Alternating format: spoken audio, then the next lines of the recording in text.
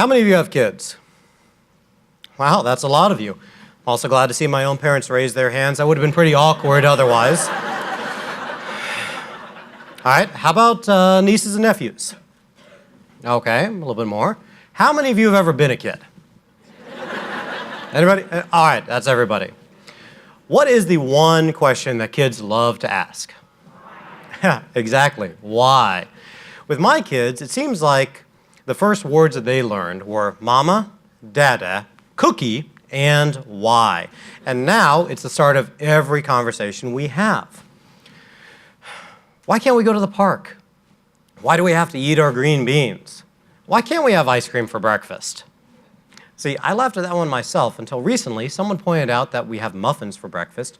Muffins are really cake, so why don't we put ice cream with it? I don't know.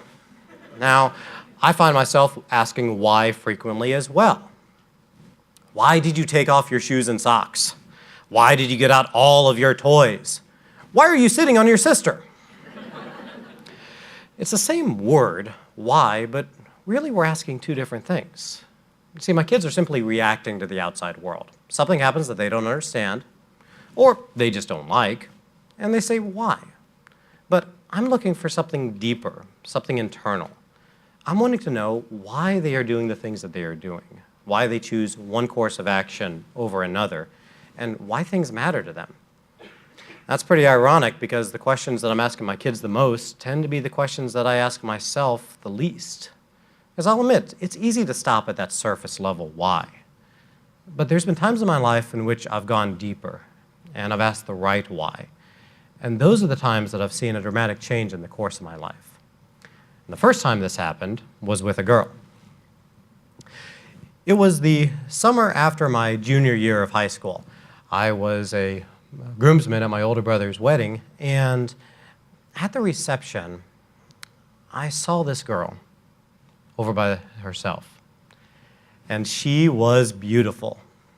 I knew who she was. We had gone to school together. She was a year older, so had just graduated, was on her way to college. And I really wanted to go up and talk to her. But as always, there was this voice in the back of my head. Why would she want to talk to you? You see, I was a shy and awkward teenager. Okay, to be fair, I'm a pretty shy and awkward adult as well, but it was much worse back then. I was that chubby, geeky, nerdy kid that sat by himself and read his Star Wars books and never talked to girls. But I didn't want to be that person. And I don't know what happened that night and what changed it, but I found myself asking a different why. Why are you always putting yourself down? And that led to another. Why are you prejudging what she's going to say? So I said, why not give it a shot? And I did. And I went up and talked to her. And talking led to dancing and exchanging of phone numbers. And a couple weeks went by. And before I know it, I am now a senior in high school, and I am dating a college girl. Now, the highlight of my senior year was being able to take a college girl to my prom. That's quite a turnaround in my life just because I asked a different why. Well, I ended up graduating from high school, and things were going so well in our relationship that I thought, I'm going to make things a little bit more permanent. And after a 4-year engagement, so we both could finish college, Jill gave me the wonderful honor of being able to be called her husband. And we were happy at first. You see, in marriage, first you have the wedding, and then you have the honeymoon, and then the honeymoon period, you know, that first year or so of marriage where everything is fresh and new and exciting, and you think it's never going to end. But they call it a honeymoon period for a reason. It's just a period in time, and it does end, and that newness fades away. And for us, that happened about 18 months into our marriage. And that's when we stopped talking and we started fighting. It seemed like we were fighting every single night. It didn't matter what the topic was. We could figure out a way to yell at each other about it. And there are times in which I just would lay my head down at night before sleep and wonder, are we going to make it?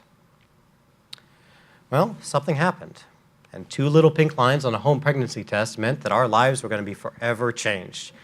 And just like that, we were happy again. We were excited. And we were talking, and we were picking out baby names, and we were trying to decide which room was going to be the nursery. We didn't know if we were having a boy or a girl, so I voted for the yellow room. I said it would work for both. My real motivation was I hate painting, and I didn't want to paint. The happiness was there again. And then the doctor saw something on the ultrasound, and he sent us to a specialist. And after some tests, we knew two things. One, we were having a boy. And two, he was going to be born with a very rare chromosome disorder. So rare that they could only find 9 documented cases in the world. He would be number 10.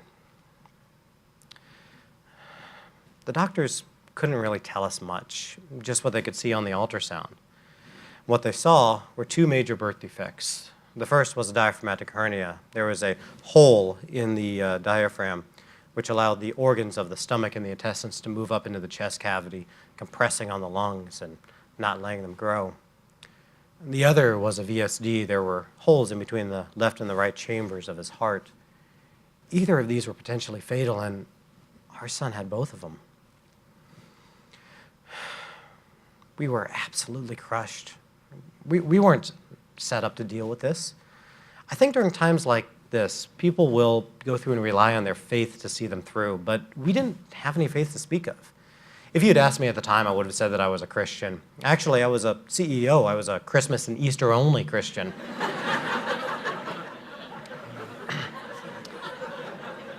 That didn't really bode well in terms of us going to church. We never really went, but we were hoping maybe we can find somebody that can tell us it's going to be okay, somebody that knows a little bit about what we're going through. So one Sunday, we said, why don't we try that church around the corner? And we went there. And I saw this little girl laughing and running around and playing with her friends, and I recognized her. See, she was on the cover of the magazine that was in the doctor's office. She had been born with a very severe diaphragmatic hernia. So we talked to the family, and we shared our story about our son, and they told us about their daughter and about how they made it through all the surgeries and the recovery periods and what it was like. And it gave us hope that maybe we're going to be able to get through this. Maybe things are going to be okay. So we keep going back to that church, and we keep meeting with the doctors. And on November 24th, 2008, our son, Alexander Nicholas Fortriede, was born. And it was a fight from the very beginning. My son didn't cry when he was born. That's because he wasn't breathing. My first view of him was this grayish-blue child being carried off to the side of the room where the doctor started working on him. Well, they were able to get him breathing, and they hooked him up to all these monitors and put in all these IVs, but he was very weak. We didn't know if he was going to make it from 1 hour to the next.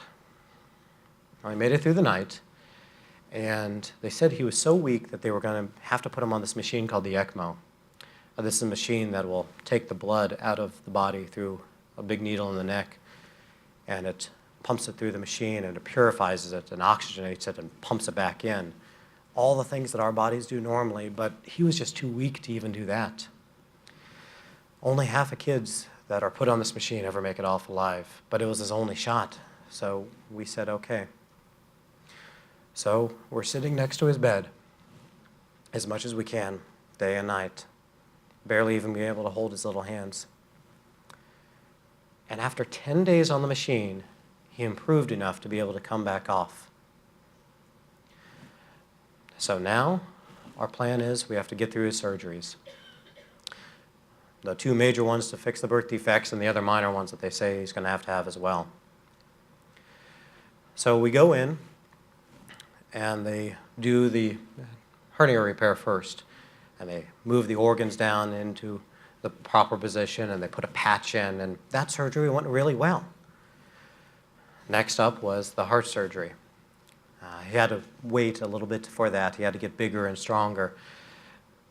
The doctors went in, fixed the holes. The recovery period was a little bit tougher and a little bit more touch and go, but once again, he made it through that surgery just fine. And it was after that surgery that we were given a great gift. How many of you remember the first smile that you ever got from your child? Now, I'm talking about a real smile and not, the gas smile. Well, it was after the heart repair that my son finally had enough energy to be able to smile at me for the very first time. And I remember thinking, this is good. We're getting through this. We're fixing things. We're fixing Alex. And then my wife saw that the soft spot on the back of his head was raised up a little. We asked the doctors about it, and they looked at him, and they said that the bones in his head had fused together early because his brain wasn't growing and pushing against them. They could go in and do surgery and break him apart so that they could move, but they couldn't do anything about his brain. They didn't know why it was happening, if it was part of the chromosome disorder or if it was because of all the surgeries and the medication that he was on. And they couldn't tell us what he was going to be like, but they did say that most likely he would need 24-hour care for the rest of his life. And that's when I started to get angry. And I remember I was at the hospital one day, and I just sat down, and I cried out to God, why is this happening? My son is innocent. He's never done anything to deserve this. He's had to go through all of these surgeries, and now this. He's never going to have a normal life. I had all of these plans. I was going to teach him how to throw a ball and how to ride a bike, and I was going to take him hiking and camping like my father did with me. And all of that's been ripped away. Why did this happen, God? Why me?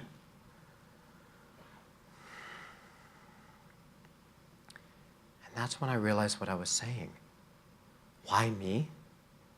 I'm concerned about me. My son is lying here, not in a hospital bed, but in a crib. And I'm worried about me and the dreams that I had? How selfish. How uncaring.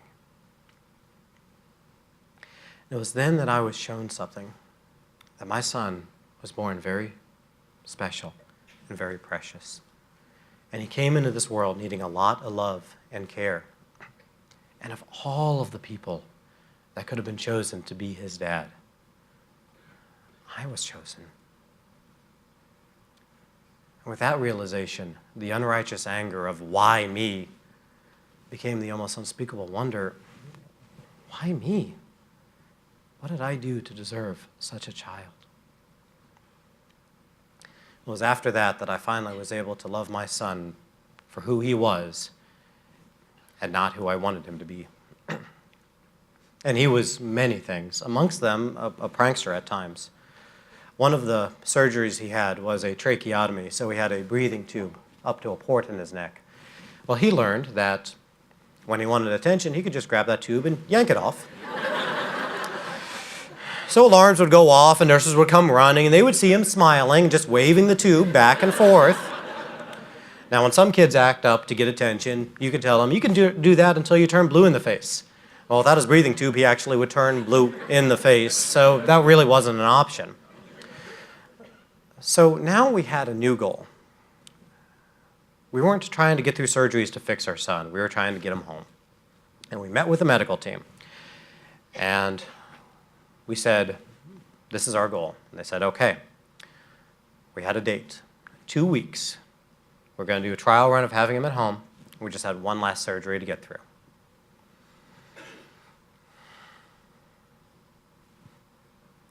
And that's when it happened. There were complications in the last surgery. And the only thing we could do was to hold our baby boy as he died. And I remember at the viewing, over 300 people showed up. And I looked over at the funeral home director, and he had this look of astonishment on his face, as if to wonder, why would so many people come to see a baby that they never met and who never made it out of the hospital? He didn't know why, but we did. It's because he was very special, and he changed a lot of people's lives. And he was still changing lives. When Alex died, I was the most unhealthy I'd ever been. 10 months of fast food and stress will do that to you. But I looked at myself in the mirror one day and I said, why do you have so many excuses for being this out of shape when your son fought so hard every day for 10 months?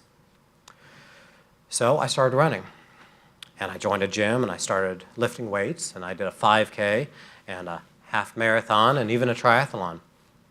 And then I found these things called the Gorakh Challenges. Gorakh is a company that puts on team-based endurance events modeled after military conditioning. So it's kind of a team-building exercise meets boot camp. They're led by special operations men, so Army Rangers, Navy SEALs, and others, and they're designed to take a bunch of people, form them into a team, and push them past where they think their physical and mental barriers are. And when it's 3 a.m. and you're 6 hours into a 12-hour event in February, and you're cold, and you're wet, and you're tired, and they're telling you to get down on the floor and do another set of push-ups, you're wondering, why am I here? A lot of people get to that point, and they don't have a good why, and they quit. But I know why I'm there, and that's to honor my son. This CapitalSpeaks experience has really given me the opportunity to reflect on the many whys in my life. Why was I able to make it through all of those days at the hospital and the many months afterwards? Well, it was because of the love and support of my wonderful wife. Jill, I never would have been able to make it without you. And why am I so excited to be a good parent to my kids now? Because of the example that I have in my own parents. I probably didn't say it much growing up, but I never could have asked for a better set of parents, Mom and Dad.